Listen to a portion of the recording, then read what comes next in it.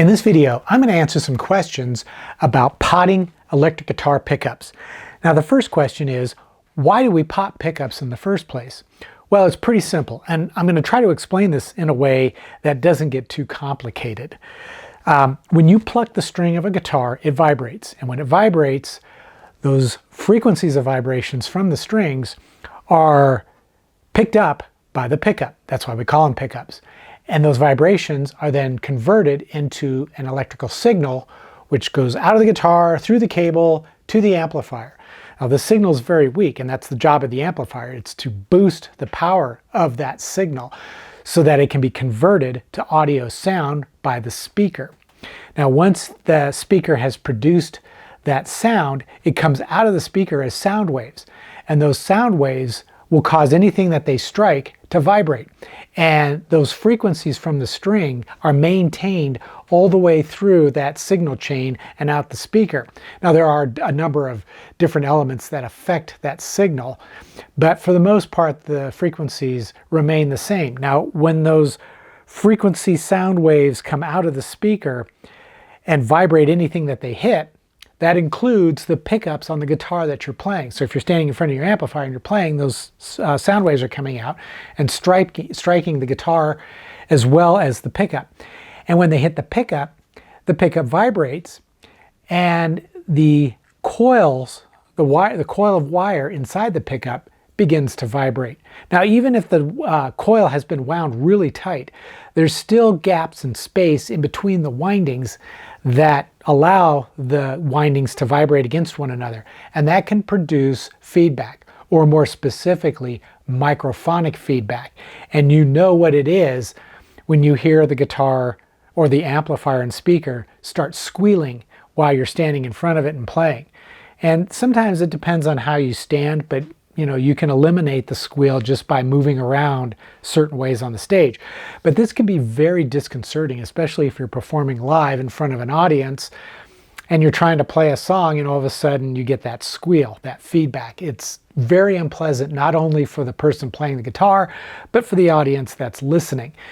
Well, one way that we can mitigate or control or even eliminate that squeal is to pot our pickups. And what that means is you take the pickup and you immerse it into a bath of melted wax. That wax then seeps into the pickup and displaces the gaps in between the windings. And once it has dry or cooled and solidified, the windings can't vibrate anymore because they're completely surrounded in this cake of wax.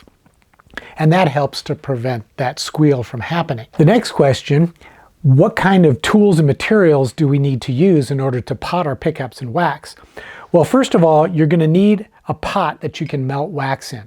Now I use just a small miniature crock pot. It works really well for the purpose, but that's only because I'm usually doing only 1 or 2 pickups at a time and they fit well inside of it. If you're doing a lot of pickups, you could use a much larger crock pot.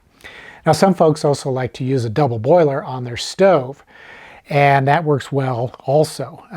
If you have an outdoor grill type setup, you can also melt your wax in a saucepan on that grill outside.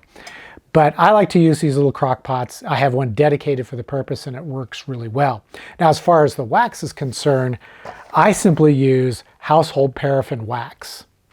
Now there are other folks who will tell you you need to use a blend of different waxes, such as beeswax and paraffin wax. I did that when I first started building guitars. I would mix about 20% beeswax with 80% paraffin. And I kind of experimented around with 10%, 90%, 20%, 80%, 30%, 70%, those type of ratios. But then at one point I ran out of beeswax and I needed to get some pickups potted, and I didn't want to have to take the time to run to the store and buy some beeswax. So I just used paraffin. And in all honesty, I didn't notice any difference in its ability to do its job or ease of application. It worked just fine. So ever since then, I've just used paraffin wax. I don't think that there's any real advantage to mixing up beeswax with paraffin. In truth, I think the only advantage is there maybe some advantage in terms of marketing. If you're selling pickups, you can tell people that you use a proprietary blend of beeswax and paraffin wax to pot your pickups.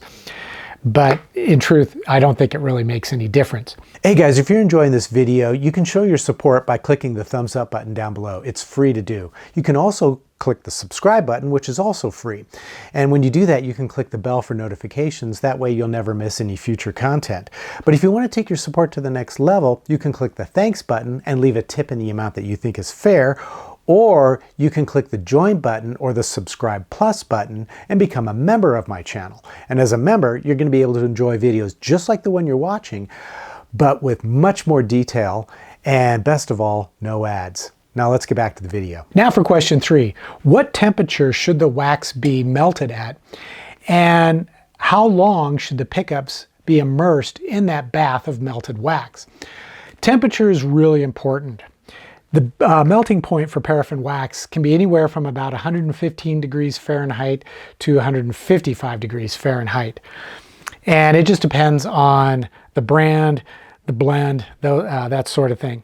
But I have found that when I'm using this Gulf wax, household paraffin wax, in my little crock pot, it will go completely liquid at about 140 degrees.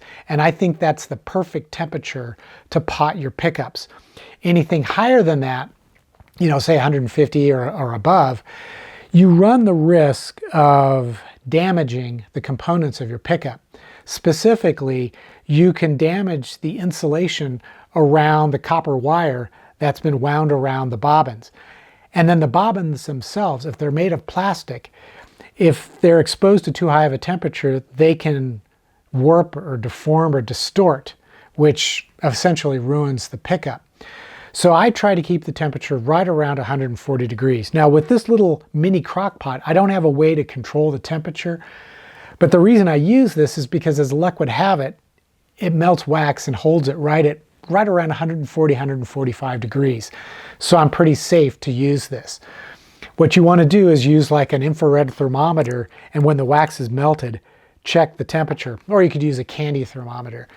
And ideally, you would want to use a crock pot that has a way to control the temperature, so that if the temperature gets too high, before you put the pickups in, you can lower that temperature and bring it down under 150 degrees and get it closer to that 140 to 145 that I said was the sweet spot. Now, as far as how long to dip the pickups into the wax, this is kind of dependent on the construction of the pickup. When you dunk the pickup into the wax, and it doesn't matter what kind of pickup it is, you'll notice that little air bubbles will shoot out the pickup and rise to the surface of the melted wax. What that is it's air that's being displaced by the wax as it soaks in to the pickup and, more importantly, around the copper wire. And those bubbles will continue to rise to the surface, usually for about 10 minutes. My rule of thumb has always been, regardless of whether it's a humbucker or a single coil or a P90 or whatever, is I'll let it soak in the bath for 10 minutes. And then I'll take it out, put it on a paper towel, and let it cool off. But you can also watch to see when those bubbles start rising to the surface, because once they've stopped, the wax has stopped soaking further into the pickup. And it's as potted as it's ever going to get. So my rule of thumb is 140 to 145 degrees Fahrenheit is what the wax temperature should be. And you should pot the pickups for about 10 minutes and then pull them out and let them cool. Question number 4. If your pickup is covered, should you remove the cover before potting it? In truth, it doesn't really matter. You can pot it with the cover or without. Since I make my own pickups, I always pot the pickups before I install the cover. I just feel like it's going to do a better job of soaking into the coil. I worry that because of the tight clearances between the base plate and the sides of the pickup, it's going to be harder for the wax to penetrate in there. However, when wax is melted, it has the viscosity almost of water. So it's going to soak in no matter what. But I just feel like since I'm making the pickups, I have the luxury of being able to pot it before I install the cover.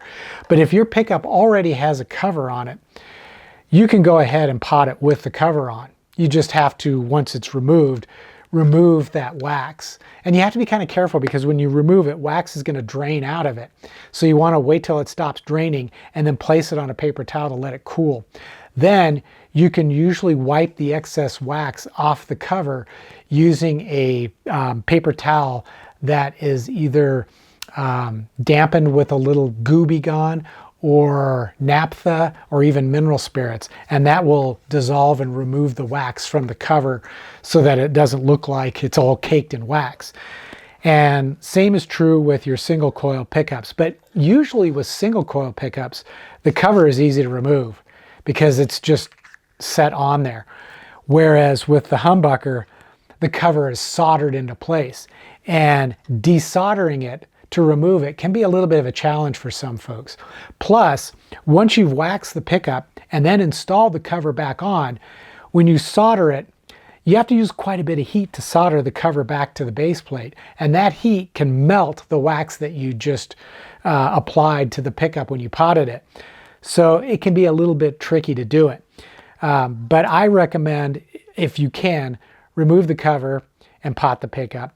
But if you can't, don't fret about it. It's still going to work when you try to pot it. I hope you found this video to be useful. If so, move your cursor or your finger down below this video and click that little thumbs up icon. If you click it, that is going to help to support my channel and you don't have to spend any money. Plus, it tells YouTube what kind of videos you like to watch, and then YouTube will serve up videos based on your interests that you might not even know exist. And of course, if you want to take your support to the next level, you can do some of the things I mentioned earlier in this video. And until the next episode, take care, stay safe, and I hope you'll be back for more guitar building videos.